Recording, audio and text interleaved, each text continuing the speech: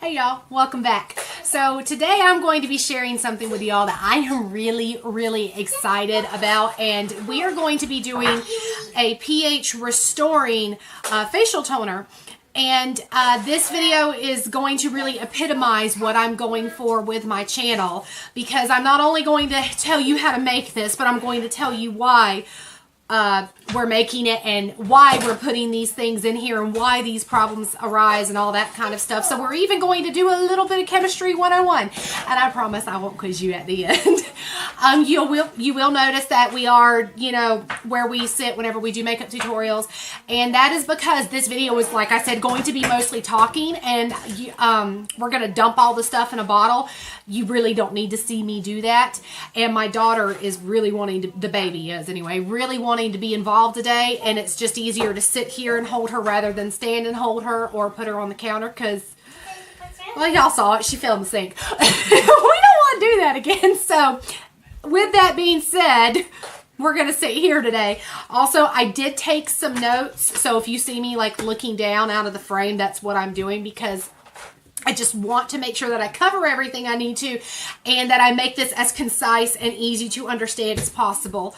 Also, I have filmed this like 15 times now, I'm not kidding, and having to stop because my camera is yet again, it's just stopping recording. And the problem is yes, I use an editor where I can join it all together, but then it makes everything blurry, and I really don't want to be putting that out there. Like my Smoky Eye 101, that's why it was blurry, because I had to edit it with a different editor. YouTube will not let you combine videos anymore. You have to do it before.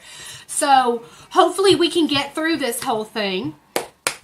We'll see. So anyway, you're probably wondering, why in the world do I need to bother with pH balancing my skin? I've got enough to worry about with my skin, and you're right, you do. But this is very important, and this is a very easy remedy, I guess you could say. So the reason why we want to pH balance, it stopped again. The reason why you want to pH balance your skin is because your skin is covered with a film called your acid mantle. Now, this is sometimes erroneously referred to as the moisture barrier, and that's not an appropriate term for it. In fact, when a lot of people in the skincare world refer to a moisture barrier, they're talking about something completely different. So it's an acid mantle. Now, as the name suggests, it is acidic. It rates on the pH scale, and we will talk more about that in a little bit, from anywhere from about 4.5 to 6.6, depending on the person. But it's also made of sweat and sebum, and because it is slightly acidic, it did it again. Okay, because it is acidic, it actually kills off microorganisms that live on our skin. I'm sure most of y'all know that we actually have staph all over our bodies, but we very rarely are actually walking around infected with staph. And part of the reason why is because of our moisture barrier. So it helps, okay, so it helps prevent things from penetrating and things like that. And when it becomes damaged, it can cause a myriad of things on our faces. Okay, and yeah, so we want to keep it pH balanced. Like I said, it is acidic, and we want to keep it acidic so it can function properly. So pH actually stands for potential hydrogen, and the pH scale runs from 1 to 14, with 7 in the middle being neutral. Now, anything below 7 contains hydrogen ions and is acidic. Anything above 7 anything above 7 is comprised of hydroxide ions and is an alkali or a base. They mean the same thing. It's just so and like I said, 7 is in the middle, and that is usually pure water is neutral, and then there are other things that also are neutral as well. I'm sorry, I'm so flustered now because my camera keeps messing up on me, and now I'm trying to decide, do I keep going or do I just stop and redo the whole thing again and hope that I'm able to get it together, because I don't know what's going on, and I'm not technologically advanced like at all. Yeah.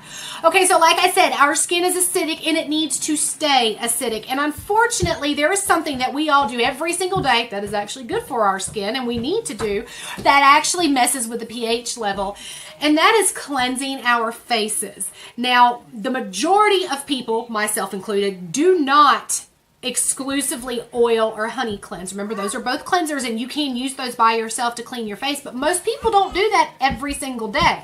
they use a cleanser that has surfactants in it. And when I'm referring to surfactants here, we're talking about detergents and soaps. Now, there's nothing really wrong with these, but they rate in at about a 9 or a 10 on the pH scale. Now, that is very alkaline. And actually, what happens is they put these in here to help clean our skin, and we need them actually to help clean our skin. But when we use them together, they neutralize one another, and then we've effectively damaged the pH of our acid mantle. But like I said, we do need to use these alkaline cleansers because think about it this way, dirt is an acid. When we wash our clothes, we use a detergent, which is an alkali, to clean it, because when you combine a base and an acid together, they neutralize one another and they clean and they work properly and everything. It's not kind of the same thing when you put baking soda and vinegar together. They render each other useless. But generally speaking, when we're talking about this, a chemical reaction occurs and they clean one another.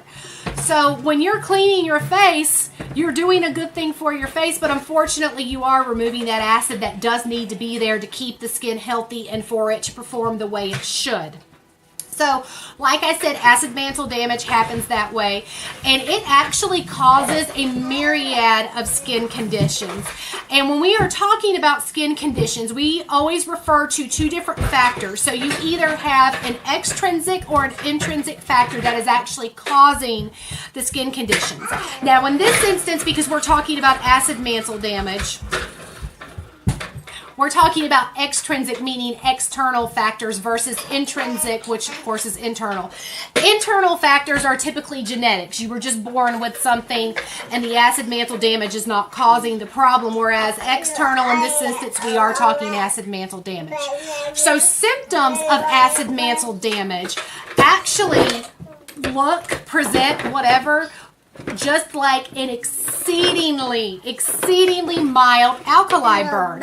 So you can have, the most common one would be inflammation. If your skin is starting to feel inflamed, there's a good chance it is because of acid mantle damage. You can also have burning, peeling, redness, tightness, extreme dryness, flaking, oiliness, acne, eczema, dermatitis, psoriasis. Now, that's not to say that if you have these things going on with your skin, they're solely caused by acid mantle damage and all you have to do is use this toner and it'll work. It doesn't work that way. But there's a good chance that if you are experiencing these problems and you've never before, especially if you've changed a product, it could be because of acid mantle damage. And so this is something that is just going to help restore that. So logically thinking, if we're removing the acid with the alkalis, then we just need to put the acid back in.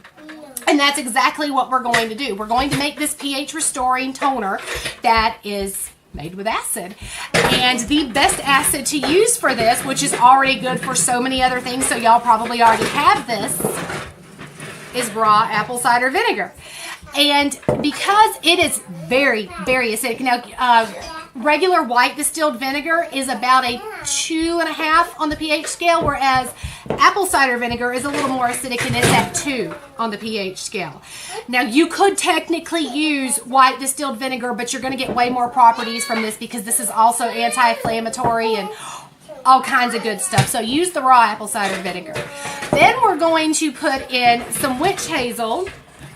And witch hazel is a wonderful ingredient all on its own because it actually has the ability to balance our skin out. Now, witch hazel, let me check before I tell you wrong. Right, witch hazel is also an acid. It ranks it at about 5.5 on the pH scale. And so this, she's fallen like 3 times in a row, y'all. I just want to get this made. Anyway, witch hazel. You already know what just happened. Anyway, witch hazel ranks in at about 5.5 on the pH scale, meaning that it is also an acid. So because we're putting 2 acids in this, we want to put something in here called a buffering agent. And basically what that does is it either reduces the alkalinity of something or it reduces the acidity of something. And basically what that means is that you're just putting something that has a neutral pH in it. Now, I will say that if your skin's acid mantle is not in fact damaged, but you still want to use this, it will not be too acidic that it will hurt your skin. You also can use the witch hazel with the alcohol in it. You do not have to buy the kind that is pure witch hazel. There's not enough alcohol in here, and because we are diluting it, it's not going to dry your skin out too much. Now to this, we're also going to add water. Remember, it needs to be brought to a rolling boil for 10 minutes and then left to cool. And I'll give you proportions in just a second. And then we're going to put the little miracle ingredient in here, and this is our buffering agent, and it is glycerin. Glycerin ranks at a 7 on the pH scale, and it is wonderful in this because it is what's called a humectant, which means it draws moisture from the air and traps it in. And more people than they realize are actually dehydrated. Their skin itself is dehydrated. There is a difference between dehydration and dry skin. And actually, if your skin is dry, that means it's lacking water, and so you need to add water to it. And the easiest way to do that is with your glycerin, because it's going to bind to the water in the air and trap it in your skin. So we're going to go ahead and just mix this together. You are going to take 1 cup of water, remember, brought to a rolling boil and left to cool. And then to that, we're going to add a cup of witch hazel. And you're going to need a bottle to store this in, and I'm going to use an old witch hazel bottle, but it really doesn't matter what you use. And so I'm going to add a cup of witch hazel to this.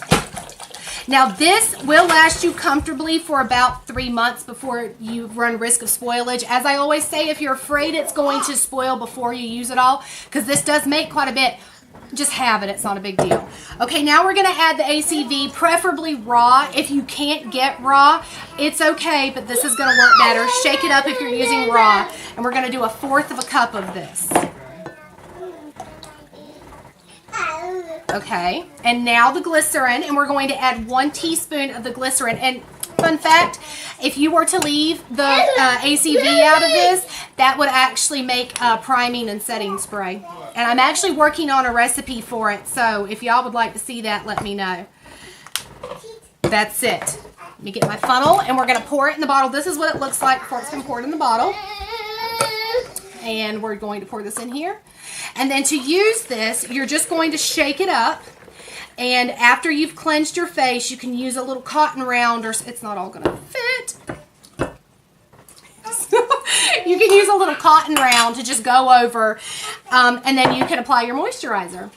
And it will help restore your skin's pH. So if you try this and or let's say you want to try this because you've been experiencing some of those issues that I told you about, using this a couple times should help improve that. Now, you could be having some intrinsic and extrinsic going on, so some of it's a little bit genetic and some of it is from, you know, your acid mantle damage. This will still improve it. It's just probably not going to make it go away. So please don't misunderstand me when I act like this is a miracle, or like, don't take it that way. It's not always going to make every skin issue disappear. So, if y'all liked this video and would like to see more of these skincare style videos, go ahead and give this a thumbs up. I'm going to try to figure out, maybe I can put a different editor on my phone so it's not blurry, because it's taken me all day to do this and I don't know why it keeps stopping, and I really don't want to film again because I already made it. If you have any questions about this at all, go ahead and let me know in the comments section. As always, I will put the proportions and the ingredients in the description box down below. If you haven't hit that subscribe button, go ahead and do that, because that way we can stay in touch and you can stay up to date with my videos, because they're so culturally relevant. As always, thank y'all so much for taking the time to watch, and I hope to see y'all in the next one. Bye.